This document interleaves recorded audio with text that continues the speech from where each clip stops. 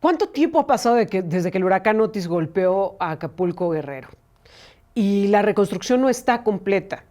En el mes de junio, el Centro de Estudios en Excelencia e Innovación para los Derechos y Oportunidades de la Niñez hizo una valoración y un censo de cómo estaban las escuelas en Acapulco, Guerrero. En junio de este año, es decir, prácticamente un año después. Sí. Lo checó y dijo, no puede ser que las escuelas estén sin atender, que se les haya dejado a su suerte, que estén ahí sin haber sido ni siquiera limpiadas. Y mostraba una desigualdad tremenda en lo que estaba sucediendo en el sistema educativo público y privado, porque evidentemente las instituciones privadas habían hecho hasta lo imposible por limpiar, por más o menos sanear las instalaciones y poder reanudar actividades y poder seguir cobrando las colegiaturas, ¿no? Pero en el caso del sistema público estaban olvidadas estas escuelas. Esto lo documentó, insisto, esta institución en el mes de junio del 2024. Hoy estamos en noviembre. 20 de noviembre del 2024, y cómo están esas escuelas. Y luego, después del paso de John, que vino a rematar la situación en Guerrero, el licenciado José Mario de la Garza, a través de la organización que encabeza, ha estado trabajando estos temas y ha estado buscando, pues a través de la justicia, que se atienda este tema. Licenciado, ¿cómo estás? Muy buenos días. Hola, Erika, qué gusto saludarte. Muy buenos días a ti, al auditorio, a Jonathan, por supuesto. Buenos días, licenciado. Licenciado, partamos del diagnóstico. ¿Qué está pasando en Acapulco tanto tiempo, tantos meses, tantos días, tantas semanas después del paso de Otis y luego del paso de John? Pues mira, lo que hemos detectado es que las escuelas están devastadas, así literalmente, Erika, como si fuera una zona de guerra, en condiciones pues muy complejas, inclusive para la seguridad de los niños y las niñas. Los salones están destruidos, los patios de recreo también, pues no hay equipamiento y como bien dices, pues los programas no llegan. El gobierno pues ha hecho muchos anuncios de apoyo, tanto a nivel local como a nivel federal, pero cuando tú caminas y recorres estas escuelas y ves la situación en la que están los padres de familia desesperados porque nadie los ayuda, pues te das cuenta que hay una crisis mucho más profunda de lo que hemos estado viendo en los medios de comunicación. Y pues la tragedia humana, Erika, de no poder tener una escuela segura, de no poder llevar a tus hijos a esa escuela, de que las clases no se pueden pues realmente reanudar al 100%, que no hay ninguna condición para que esto se resuelva. Y pues lo que estamos haciendo nosotros es activar a los padres de familia, explicarles que la única forma nosotros que estamos viendo como posibilidad son presentar demandas de amparo, Erika, por violación a los derechos humanos de estos grupos de niños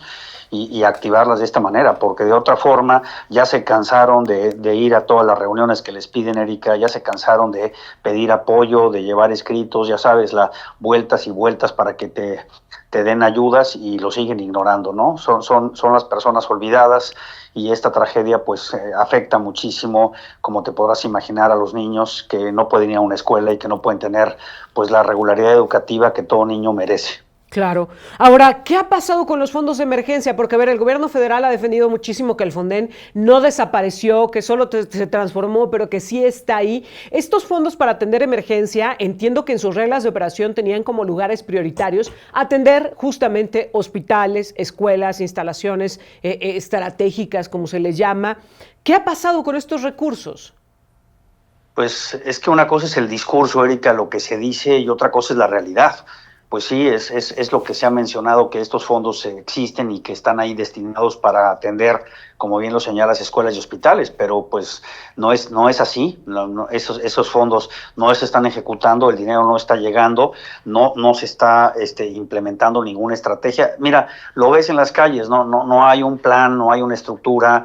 Como dices, las escuelas privadas, pues con los recursos que tienen, pudieron salir adelante, pero las escuelas públicas están abandonadas. Entonces, me parece que volvemos a esta tradición mexicana, Erika, muy común, ¿no? De un discurso, van a Acapulco, se sacan fotos, todo parece que está muy bien, la gobernadora pues cantando, muy alegre, y todo parece que está resuelto, pero cuando caminas y ves las realidades y ves estas escuelas y el archivo fotográfico que tenemos, de veras que lo ves y te llama a un sentimiento de decir, no puede ser que nuestros niños estén abandonados de esta manera y que a nadie le importen, Erika, porque eso también es la realidad, ¿verdad? Claro. Están invisibilizados, olvidados, y pues sí, son muy buenos ahí Pero, en el gobierno de Evelyn para hacer eventos sí. musicales, pero para atender a los niños, pues eso en la realidad es otra cosa, Erika.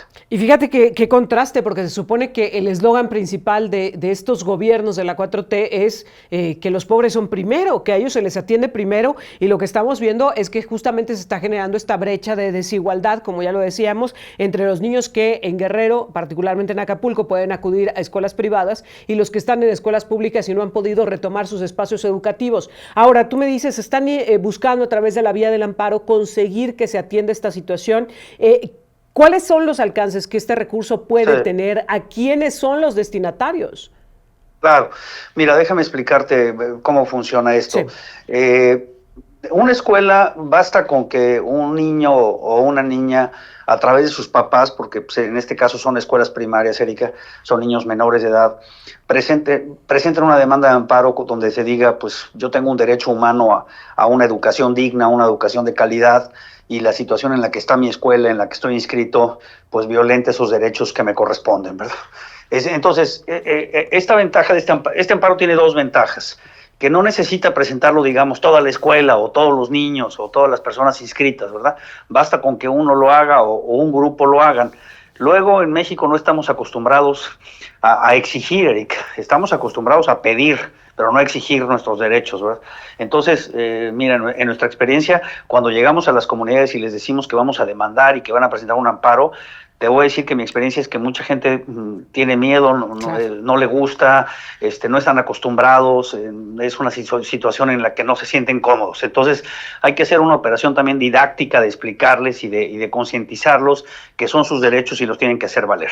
Ahora, una vez presentada la demanda, más o menos un tribunal se tarda, Erika, unos 3 días en dictar una medida provisional en donde, como aquí se está hablando del interés de niños, del riesgo, Erika, también de su salud y de su vida, porque pues las condiciones en las que están las escuelas, pudiera haber un accidente, pudiera haber alguna situación que comprometa la vida y la integridad de los niños, pues entonces en 3 días tú tienes una resolución, Erika, que le ordena a las autoridades educativas actuar.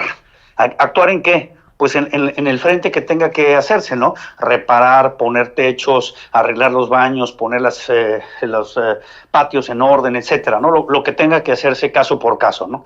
Entonces, a partir de ahí, pues ya tienes una resolución judicial en donde las autoridades educativas, pues si no actúan, se desata una serie de consecuencias para ellos que pueden implicar hasta la destitución del cargo, ¿no?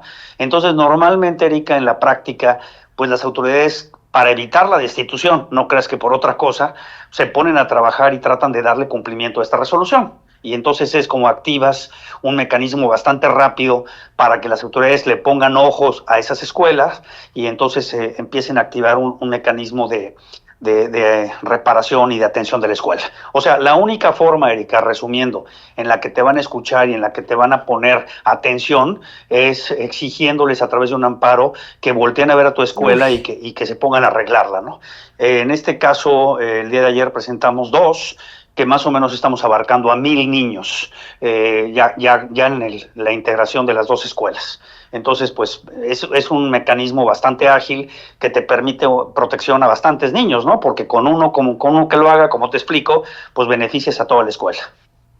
Pero ¿sabes qué me preocupa mucho, licenciado? Que tengamos que llegar a estas instancias. Es decir, Sí. si la responsabilidad, como nos dices, del Estado mexicano es garantizarles este acceso a la educación en condiciones dignas, ¿por qué tendríamos que estarles exigiendo a través de estos recursos? Es decir, qué bueno que existan organizaciones como la que tú encabezas que están orientando a la gente y que le están ayudando, pero me parece tremendamente preocupante que tengamos que llegar a eso. Es decir, que no exista por parte de la autoridad este interés, esta preocupación de salvaguardar lo que es fundamental, que es la seguridad de nuestros niños y nuestros jóvenes. Ahora, este caso de Acapulco lo quiero traer a San Luis Potosí, licenciado.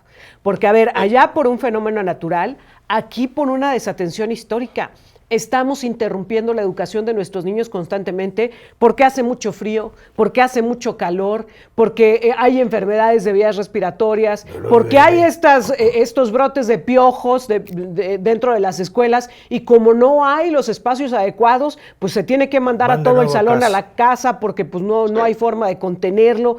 En fin, debido a que no le han invertido en la infraestructura educativa, estamos sacrificando la educación de nuestros niños. Esto que estás haciendo en Acapulco, ¿se podría llevar a cabo en San Luis Potosí? Sí, por supuesto que sí, Erika. Yo coincido contigo y con lo que estás mencionando, con el diagnóstico del abandono en la que están las escuelas, básicamente primarias en nuestro país, y en San Luis Potosí no es la excepción. Y claro, habría que activar este mecanismo en todos los lugares en donde hubiera una escuela abandonada, que son muchísimos, efectivamente. Entonces, no hemos logrado, Erika, un mecanismo que en el ejercicio presupuestal le ponga prioridades a este rubro, ¿no? Están las prioridades en otras cosas, o se gasta el dinero de otra forma, y tenemos a los niños y a las niñas. A partir de la pandemia, yo te diría, Erika, se vino agravando esta situación. Como bien señalas, es un tema histórico, pero yo te diría que a partir de la pandemia se agravó, y no ha habido un programa, Erika, a nivel nacional, que pueda poner atención a la situación en la que se encuentran las escuelas. Y yo hago mucho esta reflexión, Erika. Siempre pregunto a las personas, oye, ¿tú te acuerdas cómo era la primaria en la que estabas estudiando? Y normalmente la gente tiene un recuerdo positivo, Erika, de esos lugares, ¿no? Yo veo estas escuelas, las de Acapulco, las de San Luis, las de muchos lugares, te digo, abandonadas, sin baños. Nos ha tocado escuelas que no tienen baños, imagínate lo que eso implica.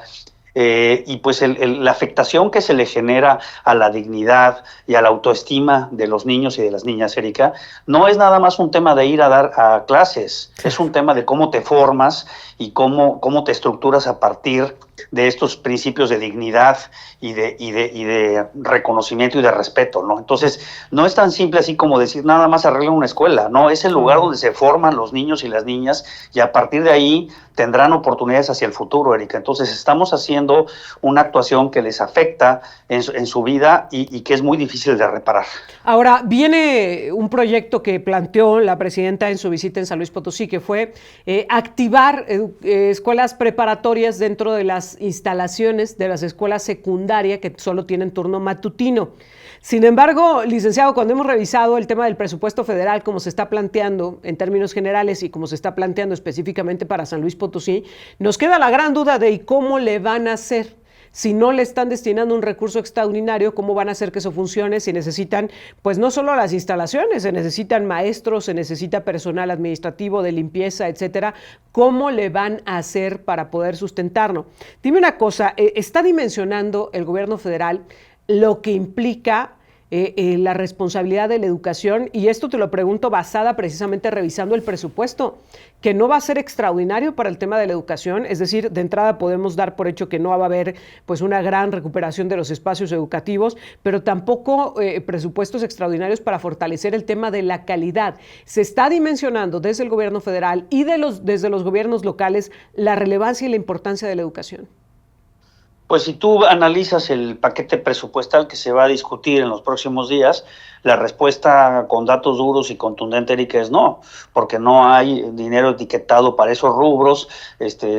Como bien dice, se manda unos programas, pero que no están diseñados para atender esta problemática que tú y yo estamos platicando el día de hoy.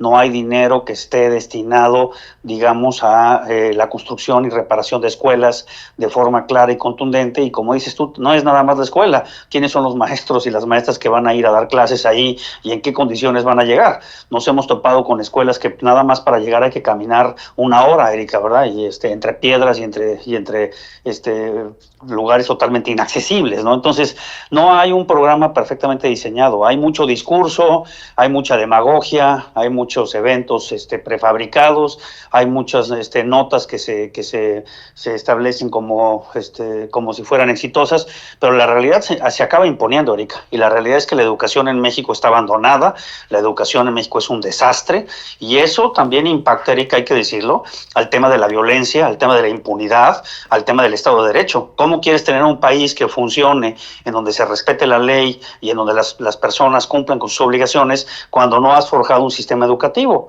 Y el sistema educativo en México está abandonado. Es más prioritario hacer un tren y hacer una refinería que darles a los niños y a las niñas una base educativa. Los países que han podido darle la vuelta a la desigualdad Empezaron, Erika, hace 30 años, fomentando una estructura educativa sólida y que pudiera darles oportunidades a todos, ¿no? México no ha hecho eso, ¿no? México se dedica a gastar el dinero en otras cosas y entonces nuestro sistema educativo pues está en una situación pues realmente de un desastre, Erika, y que a mí lo que más me preocupa es que, como dices, a nadie le importa, están los padres de familia a la deriva. Imagínate que te digan, oye, para que tu hijo tenga una escuela hay que ampararse, y hay que ir a un tribunal, y hay que demandar, y hay que sacar resoluciones. Pues parece como un mundo kafkiano, ¿no? Como si fuera una novela de Kafka, de estas novelas surrealistas, ¿no? Pero pues eso es lo que está pasando en nuestro país, y hay que decirlo con claridad, ¿verdad? Mientras la gobernadora se dedica a cantar, los niños están abandonados. Licenciado José Mario de la Garza, como siempre te agradezco que compartas esto con nosotros y estamos pendientes de cómo avancen estos recursos y de la labor que llevas a cabo. Muchas gracias.